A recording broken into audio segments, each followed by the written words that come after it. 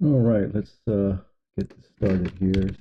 D dev cloud server start local server, and then we're gonna go to countryside admin page.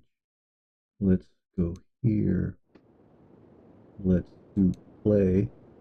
Let's hope this works. So what I'm gonna do is grab the chalk. There it is. Now, the rule so far is I can have the chalk in possession and still carry the lantern. So the problem is there's a bug and the lantern's now out of view, but I have both. Let me grab the chalk again.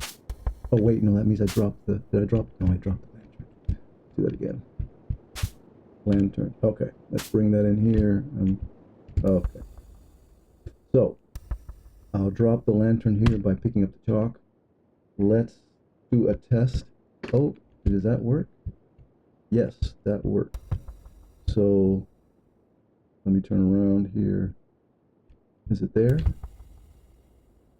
There it is. Okay. So can I write here? Yes, I can. Okay, cool. And right over here. No, the angle's not good enough. Hello? Hello? Ooh. Is it too narrow, maybe? Is that the issue? Interesting. That should be.